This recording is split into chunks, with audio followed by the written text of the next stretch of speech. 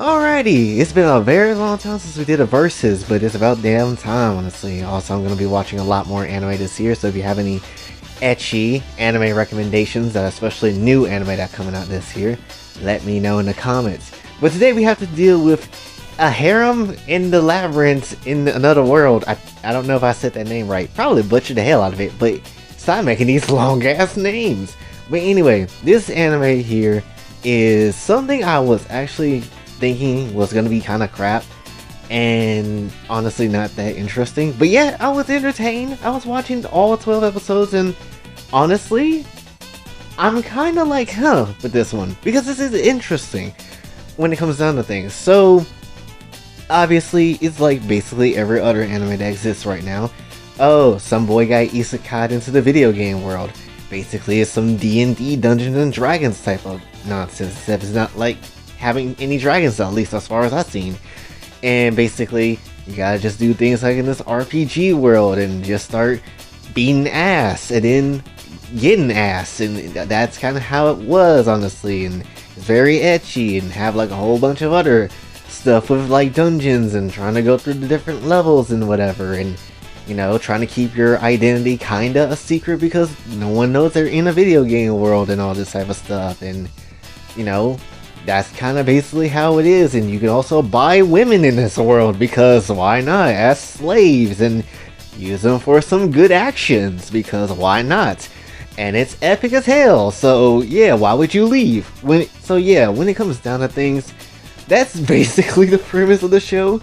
And when it comes down to things, I just really found this kind of interesting. At first when I'm watching it, and hell, when I got to episode 6, I was literally like, okay, I know there's like a one extra girl that comes through, right? I know there's one extra girl. Hell, they showed us like who's gonna be in the harem eventually in the like intro to one of the episodes. So we know that the harem expands far more than what we have seen so far. And my thought was like, this is just an isekai slice of life ecchi show. That's literally what I thought this shit was. I'm not gonna even hold you, that's like what I thought it was. And to be fair, it still is that type of show. Like, it still is. You're just doing things normally, but just in an RPG setting. Well, what you do in an RPG? Go to dungeons, level up your character, do everything that an RPG would do. That's essentially what this show is. But the beautiful thing about this show, or at least the thing I think it does well, is that it balances fan service and the actual plot and story of the show as well. Really, the plot is not that heavy, honestly, because there really kind of isn't a plot. It's just the character just doing things, collecting women as he go, and basically living his life in this world. That's essentially the entire plot. The beauty of this world, though, is essentially the world building itself. Like, literally, it explains their mechanics about why things is the way it is, certain abilities, certain skills, and all that type of stuff. And it's like, wow, I was not expecting them to actually go into the certain skills that, you know, can be used in this world. Or even like the different jobs that, you know, the main character can end up going into because he's obviously a video game player. Honestly, he just can have any job he wants to. Not everybody can have those type of jobs, or at least have multiple type of jobs, because at that point you're considered like a god in that universe and stuff. And it's very interesting, honestly. Obviously, one thing about it too that I do find interesting is that certain video game elements, like the skill slot stuff, is like theories into that world, you know? Like, it's like, I heard about that type of junk, but I don't necessarily know if it's true or not, even though we know it's true because it's a video game. Of course skill slots, you know, exist. It would kind of be like how, if it's kind of like if Final Fantasy VII had the materia, and so you can only use one materia, and the player can use like multiple types of materia. And when it comes down to things, people will be like, how are you using like sun materia or like fire materia and all this type of stuff. And it's again very interesting because again it goes into the mechanics of what the world is. One thing too I will say about this is that the main character is actually kind of smart with how he does things too, especially when things are just happening. He has to figure something out for a certain problem, like trying to buy Roxanne when you're trying to get the money. Obviously go to like the bandits that were trying to, you know, get this handkerchief or like this bandana from, you know, the bandit that he killed in the beginning of the show, and ended up taking down like a fair few of the leaders of them, and so having like the money to basically buy Roxanne, and just doing what he can with that. And he was smart, but the way he went about it was basically like super duper smart in a way, and it ended up paying off, honestly. And it's just, honestly, what I like about this show is that it's like it's Redo a Healer. Well, it's not like Redo a Healer. It reminds me of Redo a Healer, but it's like if Redo a Healer was actually done good, right? Because in Redo, obviously, all we get is this man's revenge, wanting to beat up some people and murder them and possibly use them for some rapé. And that's understandable considering where he came from and how he, existed before the whole, redoing of the universe type of thing. But at the very same time, we don't know much about the world. We know like certain things about it, but they don't really expand upon it in a balancing ass way. And obviously with the anime and the manga and stuff, the fan service is just everywhere. It's everywhere, and it doesn't help at all. But the problem is with Redo a Healer is that with their fan service, at least, was that the fan service was literally littered everywhere. You couldn't escape from it. It happens at this point in the show, and it happens at that point in the show. It happens in this part of the episode, and it happens in that part of the episode. Which, honestly, fan service in the episode, if we're gonna do it every episode, it should happen once.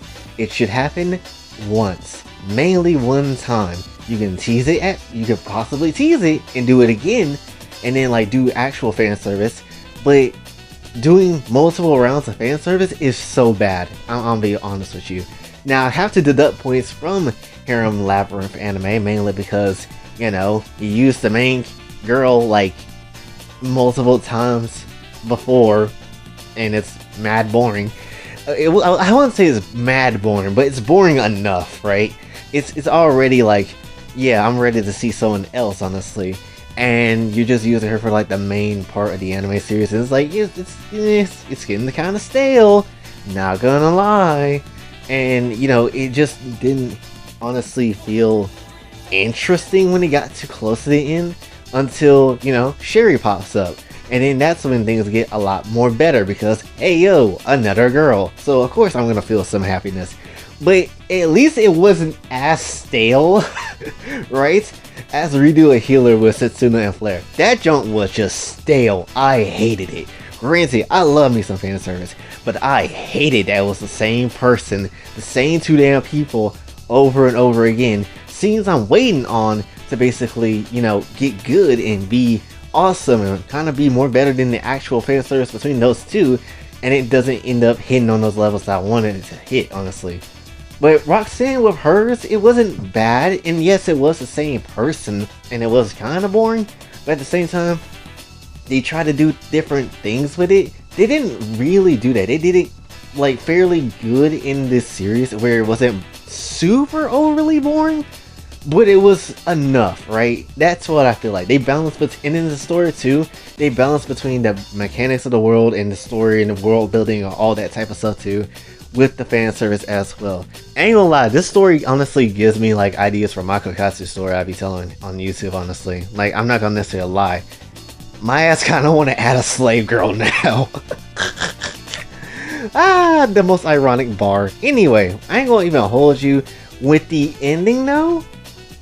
I was slightly confused on why they did that, but at the same time, I guess it makes sense, because it's going through like, okay, we got an anime. If we don't get a season 2, at least you'll get to see what the girls look like and see how they kind of move in motion. If we do get a season 2, maybe we'll start from that point forward, or maybe there's like different arcs and stories that goes about talking about those girls and how we get it, because I feel like the anime would go in that route of just telling what happens with those, girls and stuff, about how they got into the harem or whatever. Because I feel like this is the type of anime and work that would actually do that, because it's actually slow with its world building. And it's actually kind of entertaining with how it does it, honestly. So I would look forward to it if there was a season 2. And I ain't gonna have to hold you. Roxanne, beautiful. Absolutely. I see why people sent for her. But Sherry! I'm not gonna hold you. When I saw Sherry, and when we saw her in the whole bathtub scene, and all that type of stuff, and every part of her body, especially when she was uncovering for the first time, Sherry got a body. shooting key blast. Better get ready, cause I'm aiming for her ass. Yo, I'ma get some checks. I'ma go ahead and slap her on her cheeks. You ain't ready, cause you about to see some see. I'ma go ahead and spread me to me. Well, there you go. You got a nice little freestyle. Peak breasts, peak ass, peak everything. Do not question me. But also Vetra or Vesta? I'm not gonna hold you. We might have to do a rate the waifu. We might have to do a rate the waifu. We might have to. We might actually have to. There's some fine ladies in this show, alright? There's some fine ladies in this show. Personally, I do recommend that you watch it if you're into this type of genre, and as well as you want to see like a slow world build and stuff. It's pretty damn fun, honestly. I actually enjoyed it. I didn't think I was going to be entertained by it, but I actually was, and I continued to watch it over and over, and it was pretty damn good. So, personally, I would have to give this story, and also one thing I will say too, is that yes, there is no story, and yes, I will say that the fan service does kind of cover up somewhat of the having no plot type of thing, and that does, you know, and again, this is like an anime that uses fan service in a way to kind of, you know, make the anime look better in a way, and yeah, it is kind of shitty, but at the same time, I'd give this anime like a 7 out of 10. Like, I'm not necessarily gonna hold you. It's not the greatest thing I've seen, but it's fun. It was fun for what it was because it wasn't trying to hide like what the anime was trying to do or the characters was trying to bring up and stuff. So, you know, I definitely give it like a 7 out of 10. I would recommend. I would. So, yeah, definitely. That's pretty much the entirety of this video. So hopefully you did enjoy. If you did, be sure to like, share, subscribe, hit the bell notification on your way out. Also follow me on Twitter. And if you'd like to donate to the channel, Patreon is available as well. Until then, it's your boy Jay, signing off. Have a blessed day.